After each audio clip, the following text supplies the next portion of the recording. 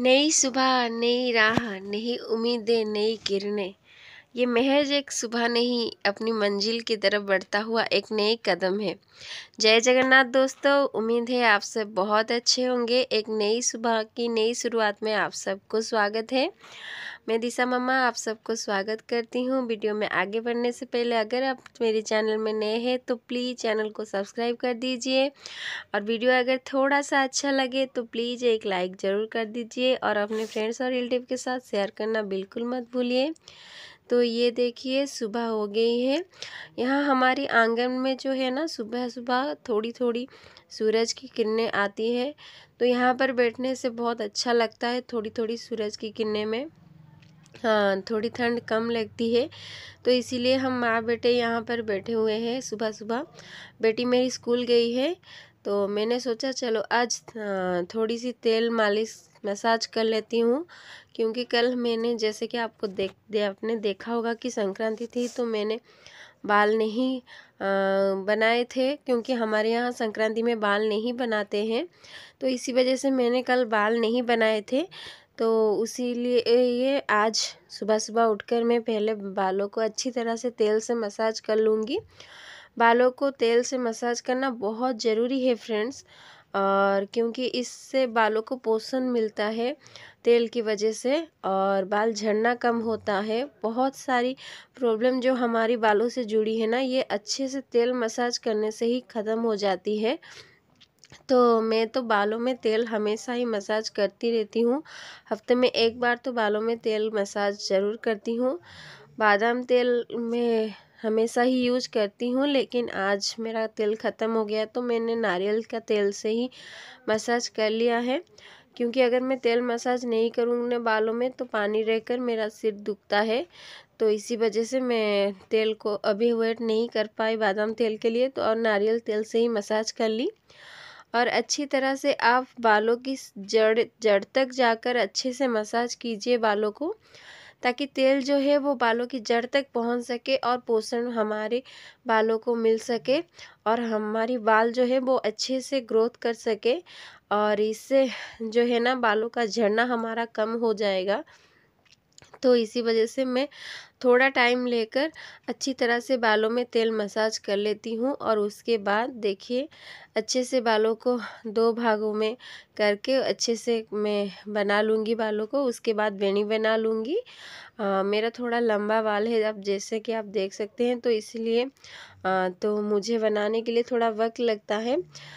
तो मेरा बाल और भी ज़्यादा लंबा था और मोटा और घना भी था। अभी तो थोड़ा कम है। हाँ, जब मेरी शादी हुई थी तब उस वक्त बहुत ज़्यादा लंबा बाल था मेरा। तो फिर बच्चे हुए, कहते हैं बच्चे होने के बाद जैसे जैसे बच्चे हंसते हैं वैसे वैसे माँ के बाल झड़ते हैं। तो हो सकता है इसी वजह से या फिर कुछ और वजह से बाल थोड़ा अभी कम हो गया है। और थोड़ा आपको पता है ठंड रहता है मुझ में ज़्यादा, तो मैं बालों को इसलिए भी मैंने बाल थोड़ा सा कम कर लिए हैं अब। लेकिन इससे पहले मुझे और ज़्यादा बाल थे। तो ये देखिए सुबह सुबह मेरा बालों का बनाना ख़त्म हो गया है, और मैं बेनी बना कर रेडी हो गई हूँ, और उसके बाद नहा धोकर रेडी होकर आ गई हूँ फ्रेंड्स।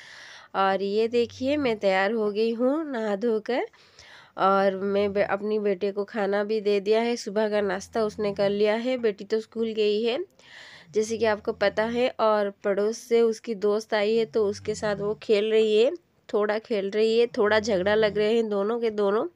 आप देख सकते हैं बच्चे के किस तरह से झगड़ा करते हैं। आप ये देखिए वो उसकी ड्रेस को किस तरह से खींच रही है, और मेरा जो बेटा है वो रो रहा है वो। तो ये देखिए वो इस तरह से वो दोनों झगड़ा लगते हैं, एक ही पल में झगड़ा करते हैं, एक ही पल में दोस्त बन जाते हैं। तो बच्चों का तो क्या ही कहना, बहुत अच्छे होते हैं बचपन।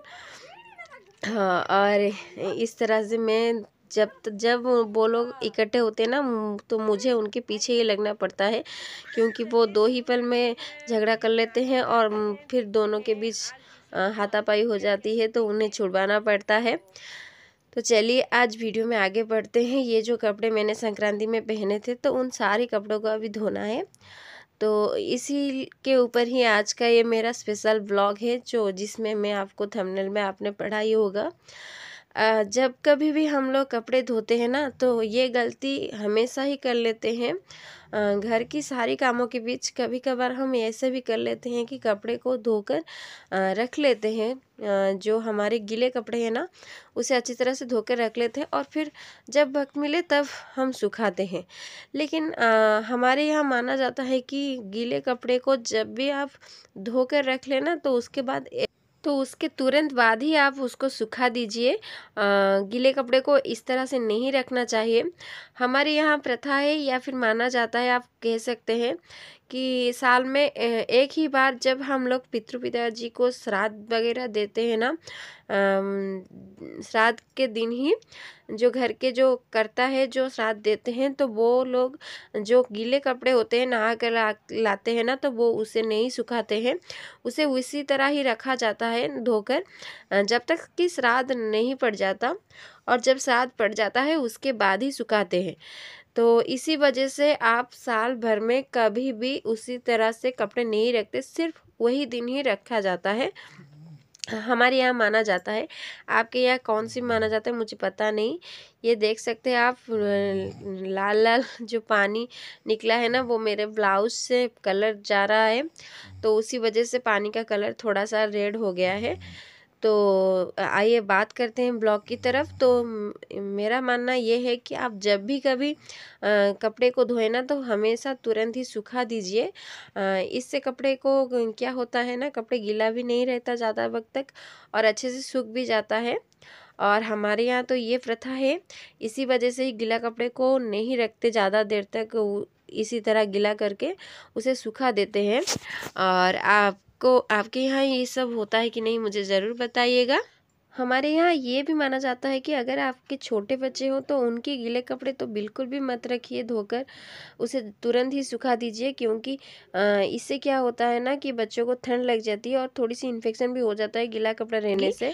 और हमेशा ही मैं, कुछ भी मेरा काम हो, चाहे जो कुछ भी हो, लेकिन जब भी मैं नहाती हूँ या फिर जब भी मैं कपड़े धोती हूँ ना, तो हमेशा ही इसे तुरंत ही सुखा लेती हूँ। इसके एक और भी कारण है, क्योंकि धूप जो है ना वो जल्द ही चला जाता है। थोड़ा थोड़ा धूप भी हमारे यहाँ रहता है, मैं बाहर नहीं सुखाती हूँ कपड़े को, आप देख सकते हैं। तो इसी वजह से ही मैं जल्दी ही कपड़े को सुखा लेती हूँ, ताकि मेरे कपड़े सूख जाए जल्दी से और गीला ना रहे। तो इसी वजह से भी मैं जल्दी सुखा लेती हूँ। आपको मेरा ये वीडियो कैसा लगा मुझे कमेंट में ज़रूर बताइएगा। तो मिलते हैं एक नए ब्लॉग में, आज के लिए इतना ही, बाय बाय।